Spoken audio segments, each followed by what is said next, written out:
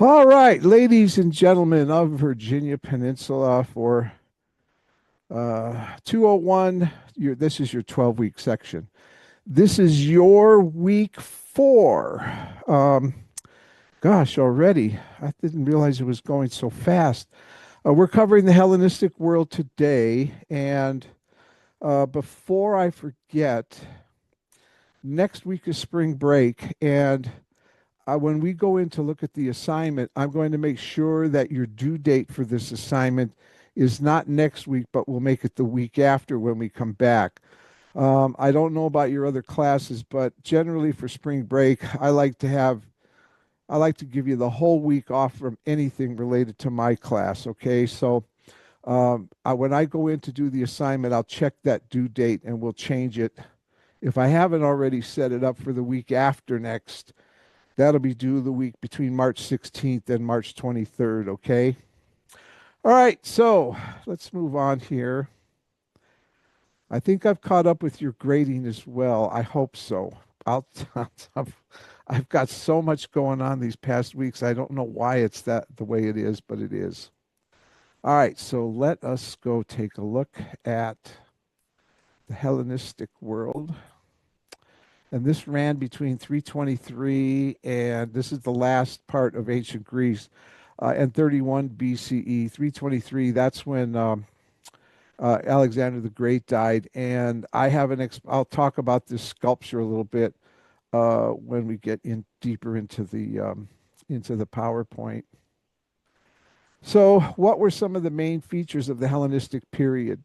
One, there was a division of Alexander's empire. That makes sense. That after he died, there was a division amongst who was going to take leadership after his passing.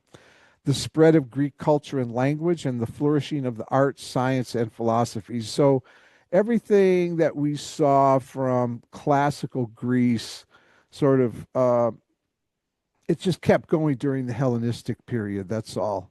The one distinction that I want to share that we'll see is in the field of the arts, and especially in sculpture. You're going to see sculptures. You already had a hint of that on the front page or the front slide on how sculptures changed so much from what they were during the classical period. So let's take a look at a video. Let me double check, please forgive. If I don't, yep, I did. Okay. If I don't do this, you don't hear it. This is a good video, too.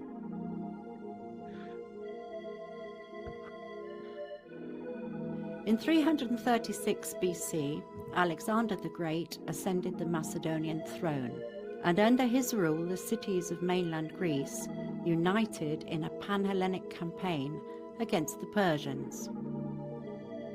The gradual breakup of the Persian Empire, the conquest of all countries as far as the deserts of Africa in the south, and the Jaxartes and Indus rivers in the east, and the transplantation of Greek culture to the outermost margins of the then known world, indisputably marked the beginning of a new era. It would become known as the Hellenistic Age, and would be limited conventionally to the period between 323 BC, the year of Alexander's death in Babylon, and 31 BC, when Augustus achieved supremacy. During this period, the Hellenic world expanded, stretching from the western Mediterranean, where its old colonies continued to flourish, to the borders of India, and from the Crimea to the edges of Arabia, Nubia, and the Sahara.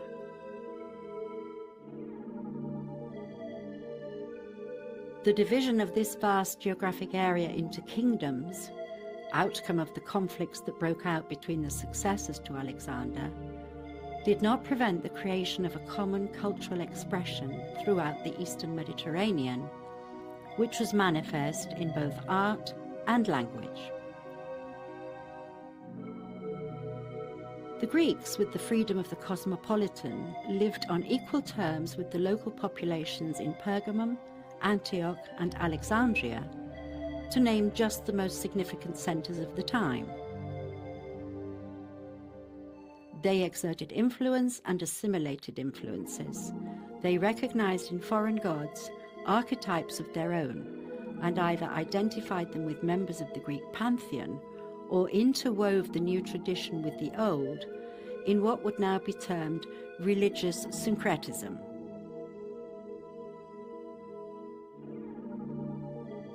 Save for the warring democratic coalitions of the cities in mainland Greece, the monarchy imposed by the Macedonians inevitably limited citizens' involvement in public affairs, and through the creation of a wealthy urban aristocracy, presented personal advancement as a new social value. The monarchist ideology sought luxury, and the East was able to offer gold and semi-precious stones in abundance.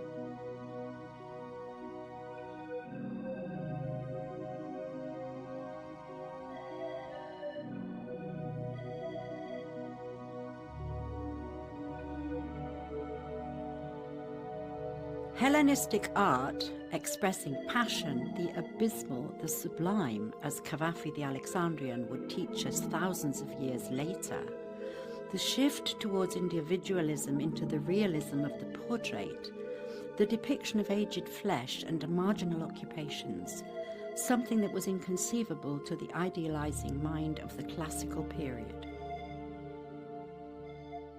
Okay, keep in mind what she just said about the art. She said the passion, the sublime in the in Hellenistic art would have been inconceivable to the idealizing mind of the classical period.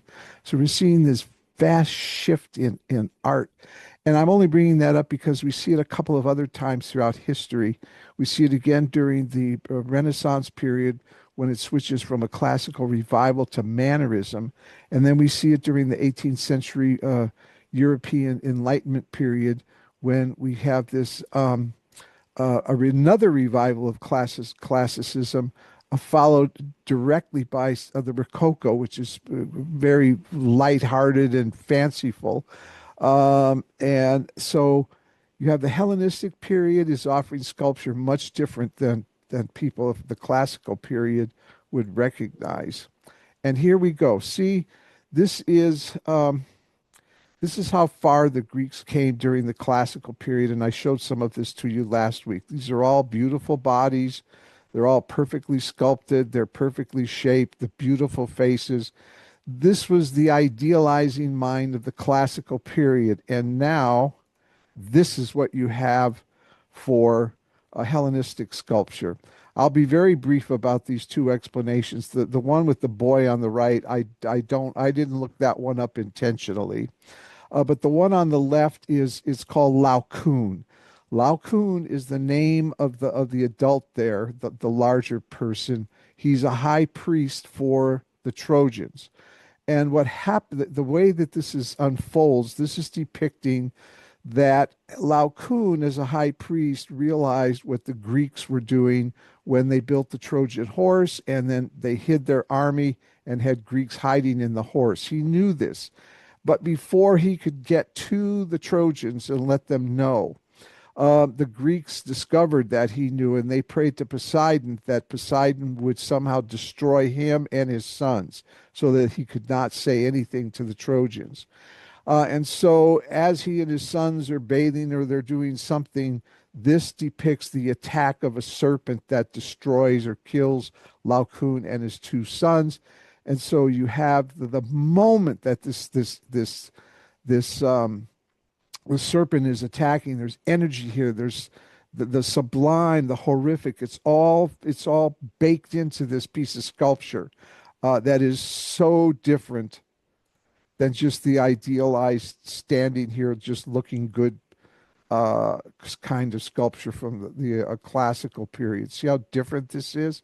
Now, the one on the right's a little bit different. This is called Boy Wrestling Goose. I could have looked up a description of this, but I chose not to because I just want the freedom for now of my own interpretation. I was trying to think of Buckrow Beach because I used to walk there every day, but I don't remember there being geese there. I know that sometimes people would let their dogs run loose, and I remember seagulls and other seabirds there, but I don't remember any geese that lived at that park. But if you've been to other parks, where geese exist, you know that sometimes people throw food at them. When my son and I lived in LA, we went to a park where there were lots of geese, the bigger white geese, not the Canadian geese, and people would feed them. And so if you're walking around the lake they have there, the geese would sometimes run up expecting that you were going to feed them. And so when I looked at this, I thought, well, was this boy just walking around and this goose came up to him and expected him to feed him? You know, they're both about the same size. And so the boy perceived that the goose might have been attacking him, or was the boy trying to show his manliness at this age in his life, or was it simply that his mother sent him out for dinner? It's hard to say. I'm sure that if I were to research this, we could find an explanation, but for now, I'm choosing my own, any one of those three. But you can see the dynamics, the action. This is telling a story here. Whether you look this up or create one of your own, so much different from this. It doesn't mean that one's better than the other. They're just totally different. And you notice here, each one of these has the contrapposto bended knee pose, which was so typical of classical Greek sculpture. And here you have others that are very dynamic. So that's when you think about the difference between the Hellenic or the classical period and the Hellenistic period, just keep in mind this was one of the primary distinctions, was the sculpture. So let's take a look at life for women in ancient Greece. Now, this probably covers more than Hellenistic period, but this is where I chose to put the video. Life in ancient Greece was not a lot of fun for women, but if you lived in the right city-state or wound up with the right job, things could be a bit easier. From Lady Olympics to religious rites, here's what life was like for women in ancient Greece. Name something, literally anything, and ancient Greek men probably banned women from doing it, watching it, or participating in it. Working? Nuh-uh. Politics? No way. Even just walking around the market? Totally frowned upon. This included the Olympic Games. But women did actually have their own version of the Olympic Games called the Heraean Games. Held every 4 years, the games consisted of 16 women from various city-states competing in foot races. The winners received olive branch headdresses, plus part of a dead cow, and statues with their names carved on them were dedicated to them. Spartan women apparently won a lot of the time, as you'd expect. Some historians don't believe the Heraean Games actually existed, since there's very little evidence for them. But others say this is just a sign of the insignificance of women to the ancient Greeks. If you were a woman in ancient Greece, there was basically only one way to get equality: find religion. Goddesses needed priestesses, and priestesses were powerful. As Ancient History Encyclopedia puts it, the priestesses of Greek religion enjoyed a great many perks that other Greek women did not. Those perks included things like money, property, bodyguards, no taxation, and even being consulted on political matters. Plus, they could sometimes actually marry who they liked. Essentially, they were treated as equals to men, which is why the job was so hard to get. The position of priestess had to be inherited or purchased, or occasionally won by election. Clearly, religion provided women a respite from the cruelties of men, and so did alcohol. Though it was considered unseemly for women to drink, many Greek playwrights commented on just how much drinking most women did, to the point that it became something of a cliché. Heck, even though women weren't supposed to have jobs at all, some women actually became bartenders and ran their own taverns. Besides drinking, there was also feasting, which was a major part of the many mysterious ladies-only religious festivals that regularly took place in ancient Greece. With men banned from attending these gatherings, fertility rites like the 3-day Thesmophoria festival apparently involved a lot of sex jokes, trash talk, and food. While prostitution was rife throughout ancient Greece, Athens became particularly famous for its brothels, as men turned them into a key part of how their society functioned. Since many men waited until they were in their 30s to marry, they had to get their jollies somewhere else, essentially forcing women into one of two roles: virginal young brides or prostitutes. Weirdly enough, though, prostitutes often had the better deal. Besides priestesses, prostitutes were pretty much the only women who could live independently and have financial security, as they earned a good wage. In fact, many prostitutes began as slaves and earned enough money to buy their own freedom. And there was also a higher class of prostitute called the hetairai, who were well-educated escorts to the wealthiest men of the land. Life for women in most ancient Greek city-states, particularly Athens, was extremely difficult. But there was one place that could have rights, a degree of freedom, and were even held in esteem. This is Sparta! Living in Sparta was the best it ever got for ancient Greek women. Ancient History Encyclopedia says girls were given an education because the Spartan men were away fighting so often, and they knew the women they left behind needed to be able to run things. And unlike their Athenian counterparts, Spartan girls weren't forced into marriage at an early age. Instead, it was customary to wait until they were old enough to enjoy relations with their husbands. Women could also own land, and they were allowed to fraternize with men in public, where they were able to hold their own in conversations. In fact, Spartan women were known for being outspoken and funny. The rest of ancient Greece thought their neighbor was nuts for treating women somewhat like humans, so naturally, when Sparta fell into decline, it was blamed partly on all the freedom women had there. So what was it like for women in Athens? Outside of Sparta, women in ancient Greece had almost no rights. At every stage of their lives, they were completely under the control of their father or husband and had to be accompanied every time they left the house. They couldn't own property and were intentionally kept as uneducated as possible. Their role? To have babies, particularly sons, and to run the house, which meant cleaning and cooking, and, in wealthier homes, overseeing the slaves who did the cleaning and cooking. And for those slaves, things were even worse. Beyond the backbreaking labor, there was the total lack of autonomy over their own bodies. How bad was it for women? Girls around menstrual age were so afraid of being married off into servitude to a stranger older man that they frequently took their own life instead. And those who didn't were so anxious and stressed out that there was even a term for their suffering: illness of the maidens, which was typically accompanied by symptoms like pain, shivering, fever, hallucinations, vomiting, paranoia, and the feeling of being suffocated. The cure, according to male doctors of the time? Marriage and a quick pregnancy, of course, because nothing calms terror like making those fears come true. Check out one of our newest videos right here. Plus, even more grunge videos about your favorite stuff are coming soon. Okay, so this is a place to also point out that he made the distinction between Athenian women and Spartan women, most clarified during the classical period, and then carried into this Hellenistic period as well.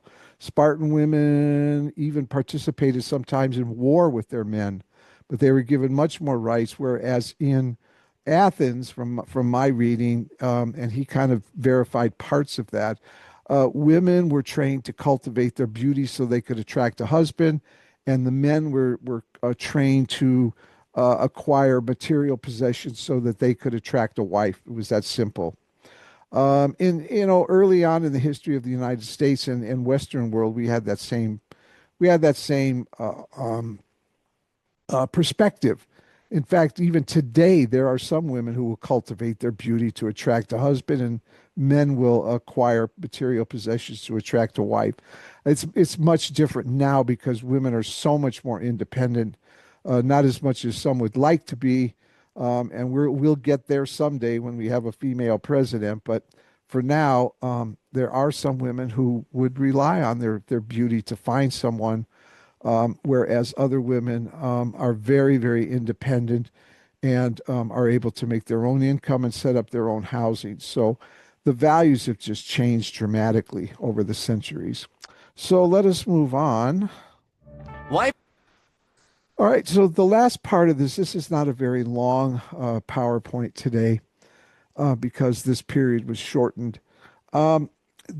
Because of what we've discussed a bit earlier, where indicating that Greeks just didn't live very long for lots of different reasons. There were these isms that began as sort of an outgrowth, I think, of the philosophical period of the classical timeline in ancient Greece. The isms, I think, tended to allow individuals to adopt certain postures and attitudes about life as it was during their time. We have it today. We have cynics today. What do cynical people really want? Well, in ancient Greece, the cynics denounced all religion and governments, shunned physical comfort, and advocated the avoidance of personal pleasure. The cynic's logic was true freedom was realized if one wanted nothing, one could not lack anything. I don't think that cynicism goes quite that far today. Most people considered cynical today are just cynical about some aspect of life. It doesn't mean that they avoid comfort or or the possession of material things. They're just cynical about various aspects of life, if not all of life together. So this was called cynicism. Another one was called skepticism. We have that today. We have skeptics today who, no matter what is said to them, they are skeptical of it. They believe that nothing could be known for certain, maintain that all ideas must be questioned, and that no single philosophy was true. That's okay. There are skeptics today who absolutely believe nothing, and they just will not be until they can prove it to themselves. Rene Descartes, the 16th century French philosopher, was that way. He was the one who was attributed with the quote, "I think, therefore I am." He had his own four-step process before he would believe pretty much anything, that had to do with science, of course, mainly. But until he was able to go through those four steps of his to prove something to himself that was true, he just tended not to believe too much. And skeptics are about the same thing today. The last two kind of look at life a little bit differently. One was began by a man named Epicurus, and he developed his ism called Epicureanism. And his philosophy was life is good, make sure to enjoy it. Epicureans were more interested in learning than in politics. That happiness was realized in a life of quiet, separated and withdrawn from the trying cares of the world. Do we not have some of that today? I mean, let's face it, no matter what side of the political spectrum you are on today, we're living in a pretty chaotic world right now. We're a lot of uncertainty about where we're going in the future and what's going to happen to us, and our daily lives are in question right now. And so an Epicurean would sort of, we can't get away from it because we have our cell phones and our laptops and computers and TVs. It's hard to avoid, especially if you have you engage in any form of social media. It's hard to avoid the news of what's going on today. But I think it's still possible to pull away every once in a while, just to relax, just to take stock at who you are as an individual, and try to relax and stay away from news and everything else just for a while, just so you can regain a perspective. It doesn't have to be separated and withdrawn from the trying cares of the world. That sounds almost like when I was a teenager, we had communes, people who wanted to live in what did they call them today? Off the grid communities, only not people living individually off the grid, but people living in communities off the grid. They were called, what did I just say they were? Communes. They were communes, not communists, communes. All right, so the last one is Stoicism, and I know that this still exists today. I had a student in a class many years ago who was part of a Stoic society. In fact, I asked him to give a small presentation to the class on Stoicism as he lived it today. So the purpose of life for Stoics is happiness, which is achieved by virtue, living according to the dictates of reason, ethical and philosophical training, self-reflection, and careful judgment and inner calm. I think that, even if you don't belong to an official Stoic society, this is mainly what I think a lot of us need to do, even if it's just from time to time. Just take stock of who we are. All the chatter out there, is it ethical? Is it reasonable to believe? And through self-reflection. Many of us in America don't do this. We just run from one thing to the other. I have a buddy who is retired now as a elementary school principal. He cannot sit still. He has a house all paid for. He's a widower, so he lives by himself. He has everything the way he wants it to be. Just bought a brand new car. His house is all paid off. He has plenty of income. He cannot sit still. He's just driven. He has to run every day. And it's not in the service of other people. It's just right now in self pleasure, and that's not a critique of him because he took care of his wife and his aging mother at the same time, and they both passed away within 6 months of each other. I think a number of years ago. So it's not a critique of what he's doing for himself right now, but it's the fact that he can't sit still and just enjoy life through self-reflection. He's constantly running. And I think we're trained to do this to achieve what for? To earn money so that we can spend. So if that is your goal, that's fine. I have no critique of that at all. That's your personal decision.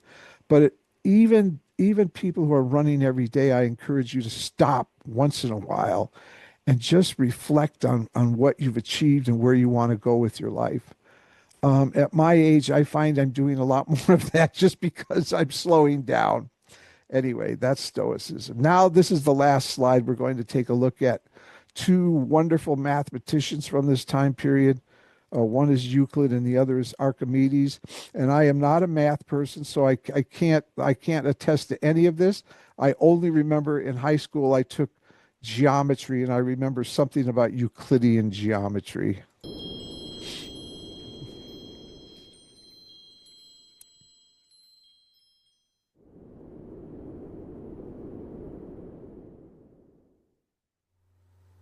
Euclid of Alexandria is sometimes referred to as the father of geometry.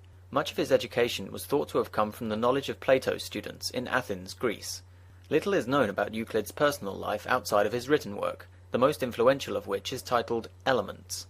Elements expanded on many earlier mathematical writings, especially from those of the Platonian Academy, founded in 387 BC. Though many of its theories are borrowed from the works of earlier mathematicians, Elements transformed the way mathematics was perceived amongst scientists. Prior to the time of Elements' writing in around 300 BC, mathematics dealt with only hard problems, formulas, and their solutions. Elements revealed the philosophy behind mathematics, which could then be studied as an intellectual occupation. Contained within the pages of Elements are a system of proofs that are still today the foundation of mathematics, some 23 centuries later.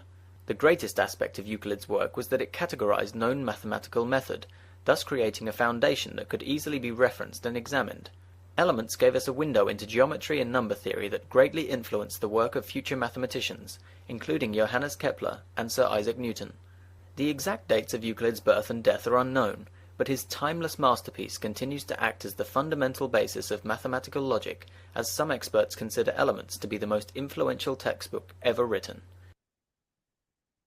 Okay, so there's a shorty on Euclid. Let's take a look at Archimedes. The only thing I know about him is the Archimedes screw for extracting water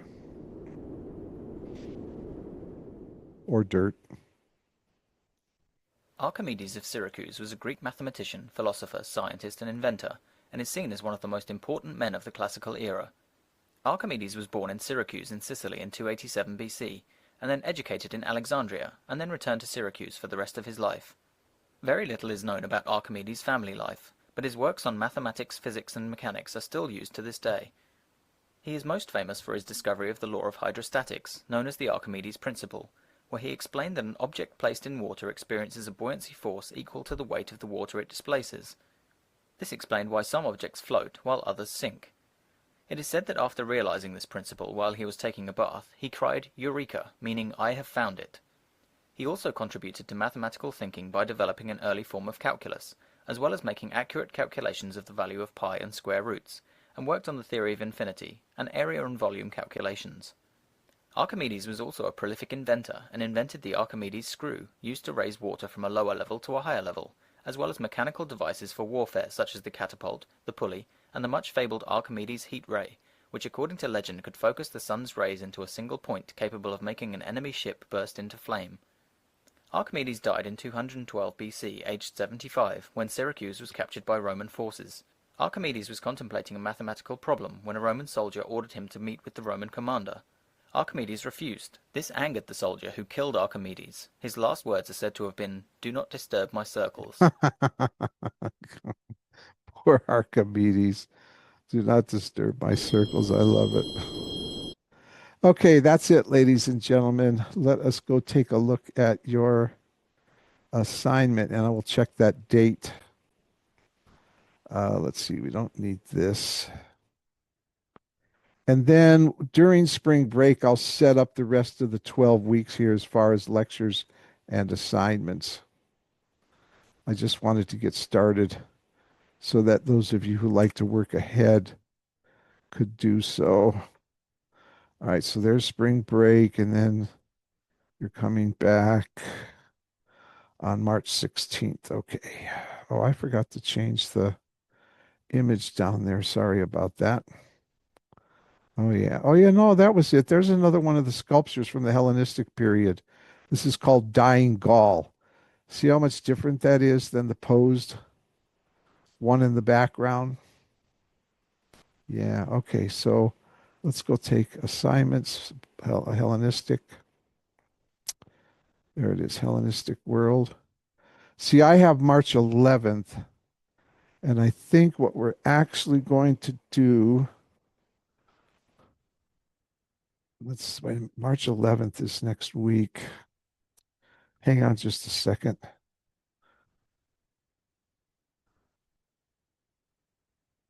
That's next Wednesday. Yeah, we're going to make this due March 18th. So let me change that quickly.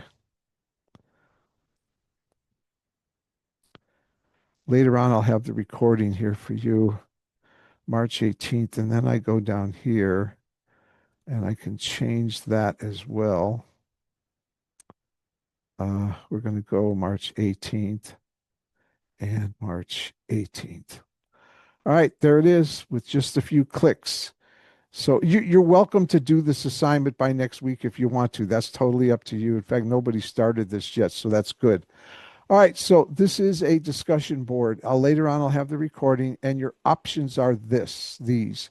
Examine the life of women in Hellenistic Greece. Was it fair and equal? Why or why not? Speculate on why you think one way or the other. Now, you can examine women throughout the three periods of Greece if you want to and sort of generalize. If you can find research on the Hellenistic period, that's fine.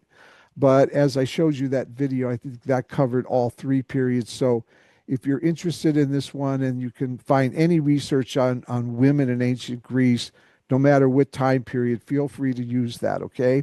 And then summarize Epicureanism or one of the other ism movements. What comfort did it bring to ancient Greeks? Now, I'm asking for 3 paragraphs in your post. If you want to cover more than one of the isms, that's fine. That's fine. It's up to you.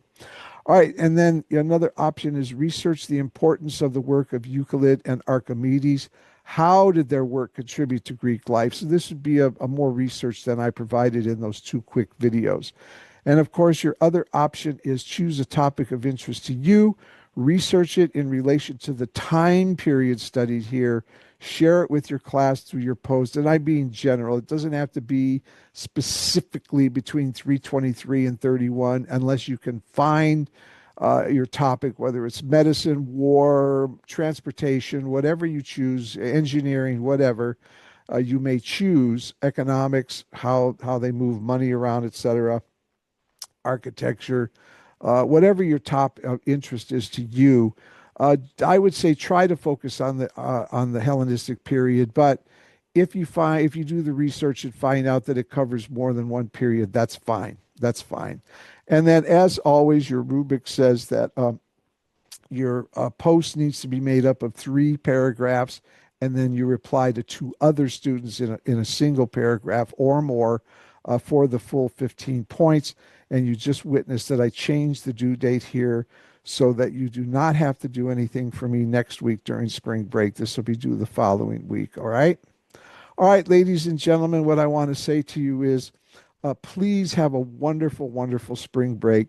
I know many of you will probably wind up working some of the week, as will I, but still try to get some rest. I think even my son and I are talking about a trip that where we used to live many, many years ago. We want to go back there just to see the area. We haven't been able to do that, so I think we will try to do that next week. So try to do something to give yourself some rest or get together with friends or do something besides just work, work, work, work. Okay. All right, folks. I will see you on the 16th. Well, actually, 16. I'll have an office hour for you on the 17th, and then I will have a lecture for you on the 18th where we're going to cover classical Rome. All right, folks, have a good break. I'll see you on the other side of it.